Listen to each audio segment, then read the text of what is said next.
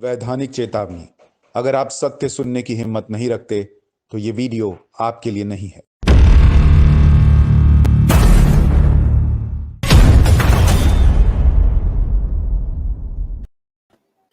नमस्कार, बहुत स्वागत आप सभी का। मैं हूं सुशांत सिन्हा। देश में कोरोना के केसेस तेजी से बढ़ रहे हैं और कोरोना के इन केसेस के बढ़ने के पीछे की वजह नया वेरिएंट है, ओमाइक्रॉन, जिसको लेकर बड़ी चर्चा है कि अब ओमाइक्रॉन आया और डेल्टा वर्जन जो था, वेरिएंट जो था, उससे भी ज्यादा तेजी से फैलता है ये।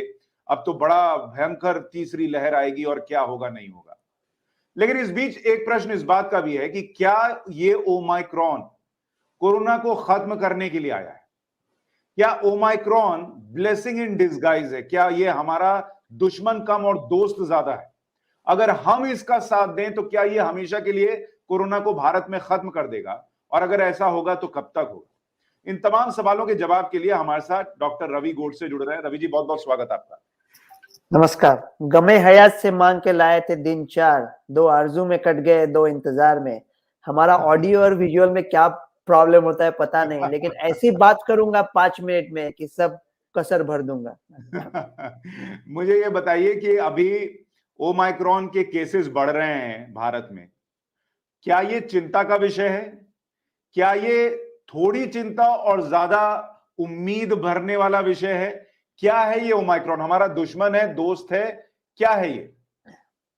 जब ओमिक्रॉन का न्यूज आया था तो उसके दूसरे दिन @डॉक्टर गोडसे रविवन पे मैंने ट्वीट भेजा था कि ओमिक्रॉन अफ्रीका का टीका होगा और भारत का बूस्टर, और ओमिक्रॉन भारत के लिए वरदान होगा। इतिहास गवाह है, जब अलेक्जेंडर द ग्रेट आया था 327 बीसी में, वो भारत से कुछ सीख के गया था। जो भी कोई भारत में आया है वो भारत ने अपने उसे अपनाया है। 1526 में बाबर, उसके पहले भी जो कुछ संक्रमण, जो भी कुछ इंडिया में आता है वो भारत का हिस्सा बन जाता है, वो पूरी तरह से भारतीय हो जाता है, भारत उसे आत्मसात कर लेता है। ये जो ओमिक्रॉन आया है, भारत उसे आत्मसात कर लेगा, वो भारत का बूस्टर की तरह काम करेगा और ये अच्छा साबित होगा भारत के लिए। ये ओमिक्रॉन मामूली लग रहा है उसका प्रभाव में, और जो केसेस बढ़े हैं उसकी आप बात कर रहे हैं, आप उसकी तरफ ध्यान मत दो। अगर केसेस और भी बढ़े, 1 लाख भी आ गए, मैं कहता हूं कि केसेस है ना, ये बूंदों की तरह है, ये बारिश की बूंदे गिर रहे हैं, ओके। लेकिन एक हम है कि छाते के नीचे खड़े हैं, तो अगर छाते के नीचे खड़े हैं तो हमें फर्क क्या पड़ता है कि 5 बूंदे आए या 50,000? हम तो भीग नहीं सकते ना। हम छाता खोल के है, और ज्यादा बूंदे आने लगेगी तो हम गाना गाएंगे, प्यार हुआ इकरार हुआ, वो गाना गाएंगे ना। वो बूंदे आने दो, बूंदे गिनना ही छोड़ दो यार। तो हमारा छाता क्या है? हमारा छाता ये है, 2 छाते हैं हमारे पास, 3 है। पहला ये है कि जो गवर्नमेंट ने प्रशंसनीय काम किया है, जो करोड़ों करोड़ों टीके लगवाए हैं, मतलब ऐसा दुनिया के इतिहास में इसकी कोई मिसाल नहीं है। मतलब ये जो लोग हैं, इनके लोगों को लगाया, अपने लोग भी काफी दिलचस्प है। तो कोई वैक्सीन को आएगा नहीं, कोई दूसरे डोज को आएगा नहीं, कोई पहुंचेगा नहीं, हौसा मामी के जगह गोपी चाचा जाएंगे, इतना कंफ्यूजन होता है। ये सब लोगों को पकड़ के जब कोई वैक्सीन के बारे में अफवाह फैला रहा है, उसको छोड़ के सब लोगों को इकट्ठा करके इतने करोड़ों डोज लगवाना, ऐसा इतिहास में हुआ नहीं है। मतलब और कुछ कर सकते थे, लेकिन जो किया है उसकी पहली तारीफ करेंगे। तो हमारा वैक्सीनेशन हुआ है। देखो, जो साउथ अफ्रीका में हुआ वो भारत में होगा अच्छी तरह से। साउथ अफ्रीका में ओमिक्रॉन का जो कुछ लहर वहर कुछ था चला गया, केसेस नीचे आ गए, कर्फ्यू हट गया, अमेरिका के फ्लाइट चालू हो गए, मृत्यु दर में कोई बढ़ोतरी नहीं हुई, सब खत्म हो गया। साउथ अफ्रीका अभी टकाटक है। वैसा ही भारत तो साउथ अफ्रीका से सब चीजों में अच्छा है, क्रिकेट में अच्छा है, हम टीकाकरण में अच्छा है, और जो नेचुरल बीमारी हुई थी उससे भी हम अच्छे हैं साउथ अफ्रीका से दूसरी लहर में।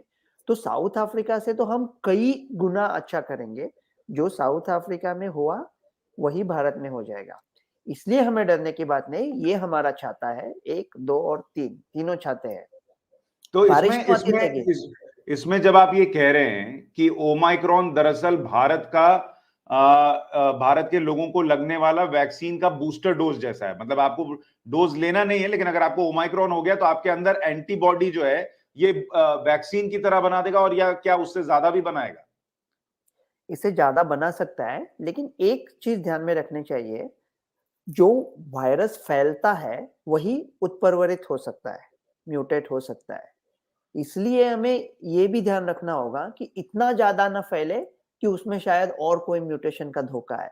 लेकिन मेरे जहन में ऐसा आता है कि अगर उसका कोई म्यूटेशन होगा आगे, तो अच्छे के लिए ही हो जाएगा। ये वाल्याकोड़े का वाल्मीकि ऋषि बन जाएगा, तो उसका उत्परिवर्तन अच्छी तरफ हो जाएगा। ये हमारा छाता है, इसलिए इसलिए हम, और वो जो सब हम लोग कह रहे हैं ना, केसेस की बूंदे आ रही है ना, वो बूंदे कतरे गिर रहे हैं हमके ऊपर, वैसे तो कतरे ही होते हैं दरिया में सब। कतरा वही है जिसमें के दरिया दिखाई दे। तो ओमिक्रॉन ऐसा कोई नहीं है दरिया वाला, हम दरिया वाले हैं। वो हम में मिटकर फना हो जाएगा, तो कोई डरने की बात नहीं है।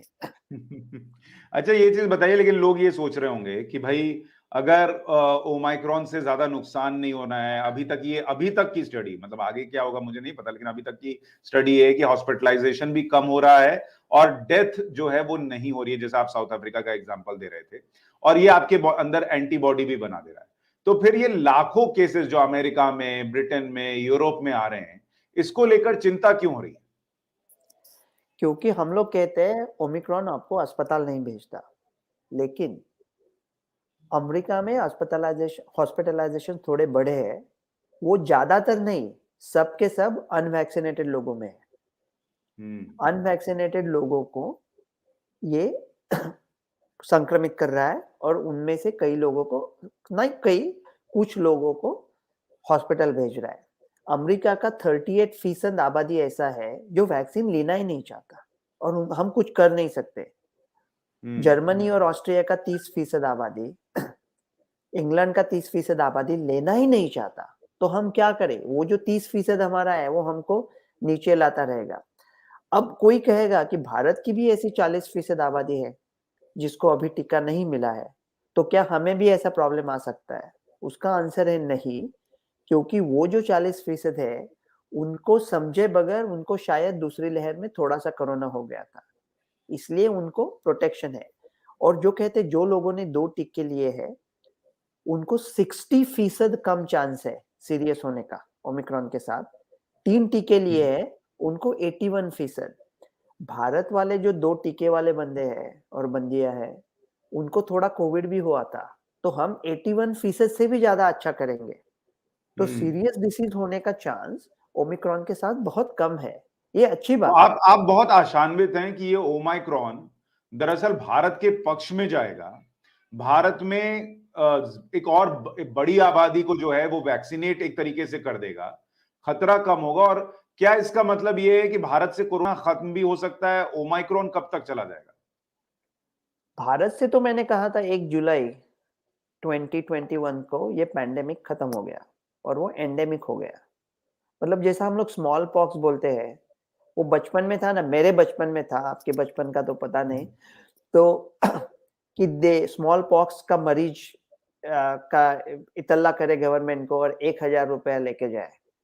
तो मैं जब बच्चा था इतना फोन करता था 1000 रुपया पाने के लिए, कुछ जिसको स्मॉल पॉक्स है उसको लोग डरने लगे थे मुझसे। तो वो स्मॉल पॉक्स आया था 1400-1500 साल में, तो उसको जाने को 500-600 साल।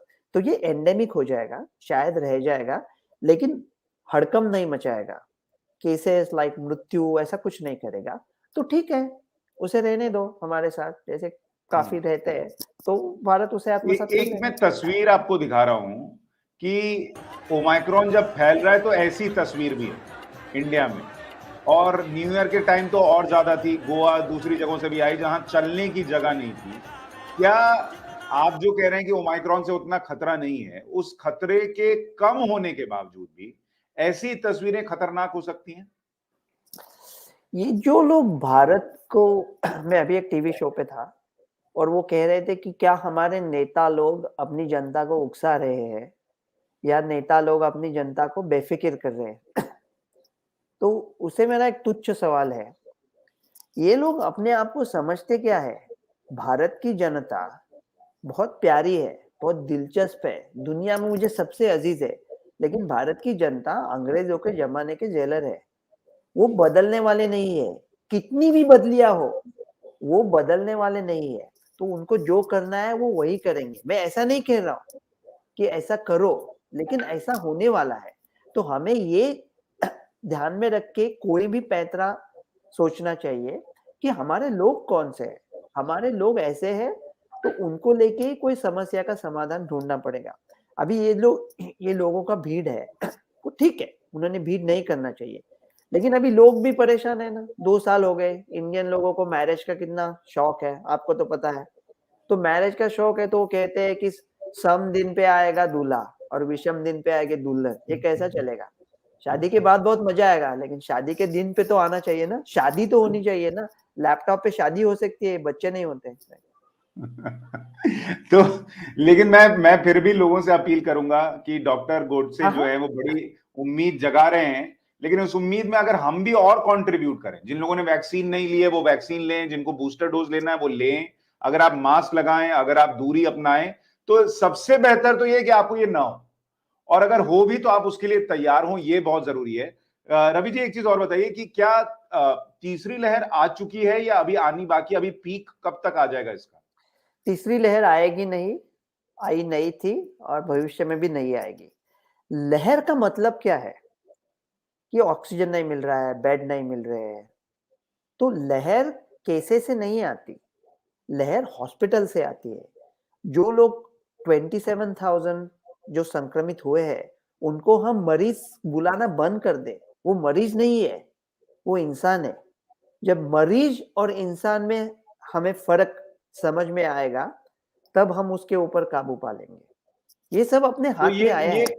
ये एक तरीके से कहूं जो नॉर्मल सी है वो कब तक आ जाएगी कि भाई चलो अब फिर बाहर आराम से निकलें, या मास्क लगाने की उतनी जरूरत नहीं है? आपको अगर देखना है नॉर्मल सी कब आएगी, तो मैं आपको मशवरा दूंगा, जो तस्वीर आपने मुझे दिखाई आप खुद देख लो, आपको पता चलेगा नॉर्मल सी कब आएगी। तो वो तो आ चुकी है, चलिए, आपने बहुत नए साल में उम्मीद जगाई है डॉक्टर रवि गोडसे कि कम से कम ओमाइक्रॉन से घबराने की जरूरत नहीं, मतलब पैनिक मत कहिए। आप घबराएं, थोड़ा बहुत घबराएं तो अच्छा है, मास्क जरूर लगाइए, आप वैक्सीनेशन जरूर कराइए। अगर ओमाइक्रॉन हो भी रहा है तो शायद ये इतना सीवियर नहीं होगा जितना डेल्टा में हुआ था या सेकेंड वेव में हुआ था, जैसा डॉक्टर रवि गोडसे ने उस वक्त भी मेरे चैनल पर भी भविष्यवाणी की थी कि भाई तीसरी लहर नहीं आएगी और केसेस जो है अब उतना नहीं बढ़ेंगे, लेकिन बढ़ेंगे भी तो जो वो कह रहे हैं कि मरीज और इंसान जिसको थोड़ा बहुत प्रभाव है, दोनों के बीच फर्क समझिए। तो हम अपनी जिम्मेदारी निभाएंगे, तो हमारा भाई ओमाइक्रॉन आया अपनी जिम्मेदारी निभाएगा, और दोनों मिलकर जो है वो कोरोना को बाय बाय बोल पाएंगे। ठीक कह रहा हूं? हाँ एकदम। और लोग वो जैसा गालिब कहता था, वो अपनी खून छोड़ेंगे तो हम अपनी वजह क्यों बदले। सुबकसर बन के क्यों पूछे कि हमसे सरगरा क्यों हो, वो बदल रहा है, हम नहीं। मतलब हम क्या करें अभी, लोगों की भी परेशानी है, लेकिन ये सब अपने हाथ में आया है अभी। वो जो संस्कृत कविता थी कि वो एक भ्रमर है जो फूल में कैद है, वो फूल का नाम नहीं लूंगा, नहीं तो लोग हमें पॉलिटिक्स का इल्जाम देंगे। तो किसी फूल में वो भ्रमर कैद है और भ्रमर सोच रहा है कि अभी सुबह होगी, मैं यहाँ उड़ूंगा, वहां उड़ूंगा, सुशांत जी का शो देखने के लिए जाऊंगा, और सडनली हाथी आके वो फूल को खींच लेता है। रात्रिर्गमिष्यति भविष्यति सुप्रभातम, भास्वानुदेश्यति हसिष्यति पंकजश्री, इत्थम विचिन्तयति कोश गते द्विरेफे, हा हंत हंत नलनिम गजौज्जहार। ये फूल को सिर्फ हम उखाड़ सकते हैं अभी, हम अंदर बंद है, हम ही उखाड़ सकते हैं। है हर घड़ी खुजी से उलझना मुकद्दर मेरा, मैं हूं खुद मेरी कश्ती, मुझी में है समंदर मेरा। तो ये सब अपने हाथ में है, तो हमें इसे ठुकराना नहीं है, हमें जो हाथ में बिल्कुल, आया है उसे छोड़ नहीं देना है। बिल्कुल। और नए साल में नई उम्मीदें, नए आशाओं के साथ आगे बढ़िए। ओमाइक्रॉन हमारा थोड़ा बहुत नुकसान तो करेगा ही भाई, बीमारी है तो थोड़ा बहुत तो करेगा ही, लेकिन यहां से भारत के लिए रास्ते बेहतर हो सकते हैं। कोरोना की लहर जो अब नहीं आई तीसरी, उसको हम और दूर रख सकते हैं अपनी भूमिका निभाकर। और जो अर्थव्यवस्था जिसकी दुनिया कह रही है तारीफ की, भाई हो सकता है दुनिया की सबसे तेजी से बढ़ती अर्थव्यवस्था हो, वो भारत को एक नए मकाम पर ले जा सकती है। डॉक्टर रवि गोडसे से जुड़ने के लिए आपका बहुत बहुत शुक्रिया। एक ही छोटा सा है, एक हाँ। थोड़ा सा प्रॉब्लम है, छोटा सा प्रॉब्लम है कि ये सब होने के बाद इतना पैसा आने वाला है ना भारत में कि वो सर के करे क्या वो पैसे का, वो एक प्रॉब्लम आने वाला है, तो उसके ऊपर जरा ध्यान दें। तो वो जिन लोगों को ऐसा लगे कि वो पैसे का क्या करे, वो मेरे अकाउंट में ट्रांसफर कर सकते हैं। ओके, उसकी समस्या मैं निपटा दूंगा। बहुत बहुत धन्यवाद sir. Thank you, bye bye.